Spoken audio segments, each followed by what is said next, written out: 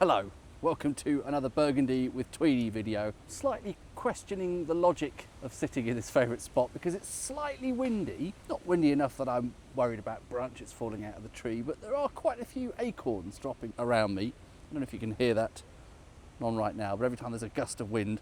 So if I do get knocked unconscious by an acorn partway through recording. Anyway, sorry, irrelevant babble. It feels like a while actually since I've had any Burgundy. On the other channel, English Sparkling with Tweedy, I've been dabbling with some English still red wine recently and a bit of sparkling as well, obviously, as the name of the channel suggests. But back to Burgundy today. Some Vosne Romane, in fact. I have just put in another order, or just received another order from Lay and Wheeler. As ever, a continually interesting supply of varied and different wines. This is a Vosne Romane. It's a 2019 vintage, a vintage I'm pretty keen on. The producer, I'm not sure if I've had anything from them before. Oh, acorns dropping. Cyprien, Arlaud. I always end up mispronouncing these. Cyprien, maybe Cyprien. Cyprien, Cyprien, like rien. Je ne regrette rien. There is a named vineyard here as well.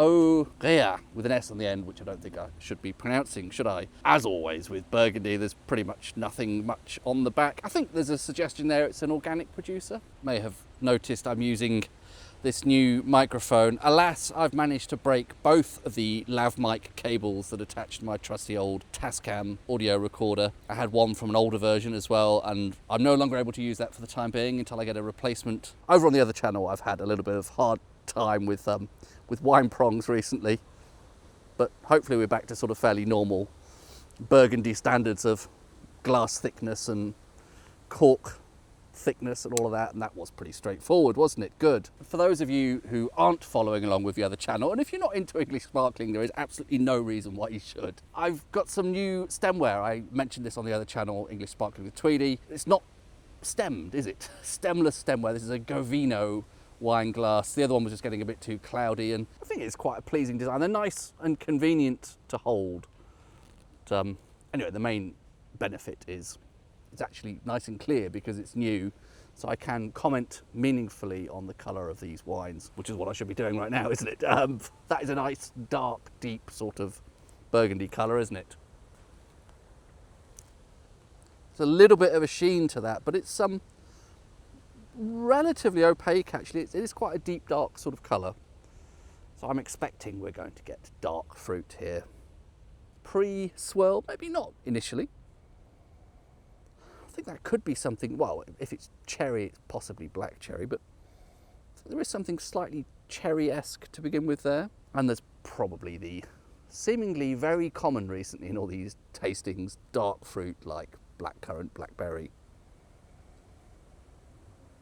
Yeah, there is a nice, slightly classy sort of fruit character there of something initially a bit like cherry. That a bit of a swirl, see what it does. I think that is more cherryish again. I like that.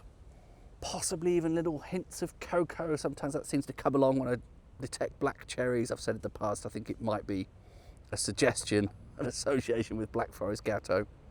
But it's in that sort of ballpark, I think. There's a nice richness to that. I think we are talking black cherries here predominantly. Nice richness, possibly edges of cocoa. Maybe something very slightly woody, but it's subtle. That is a good start. I like that nose.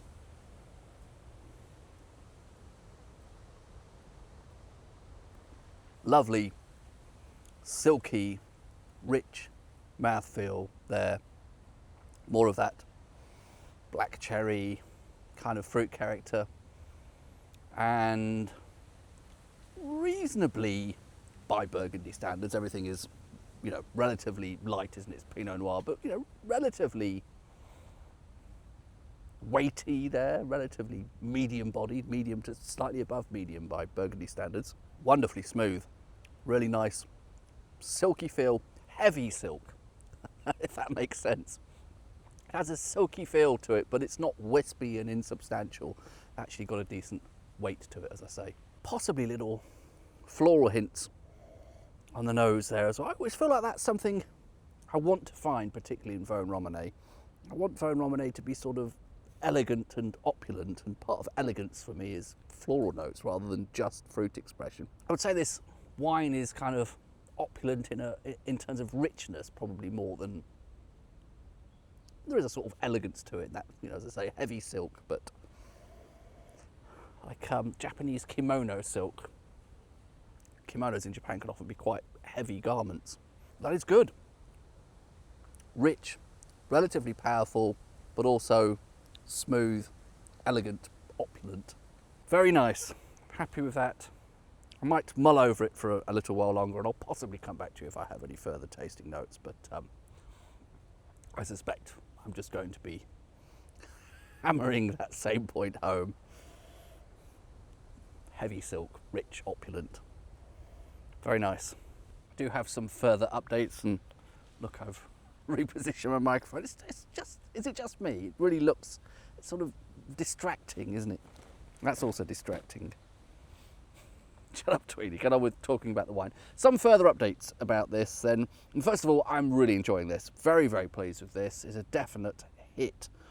I should probably mention the price, shouldn't I? It's Vosne Romane, so it's even more expensive. The baseline is even higher than Gevrey Chambertin, which is my normal go-to. I'm not even really sure I like that phrase. My normal fallback, my normal sort of choice of village in Burgundy. Gevrey Chambertin, as I often say, starts at sort of £60 a bottle, basically. Vosne Romane is pegged even slightly higher than that. Hard to find anything under 70, 80 pounds from any producer, pretty much. This came in at just shy of 70 pounds. Ley and Wheeler have weird pricing. I think it was 69 pounds 40 or something odd like that. But this is, I think, a really, really good Burgundy. I did go and look up some tasting notes, and Jasper Morris, who knows what he's talking about far more than I do, gave it something like 92 to 94 points. I don't quite understand how they have those ranges for points. Very happy with this.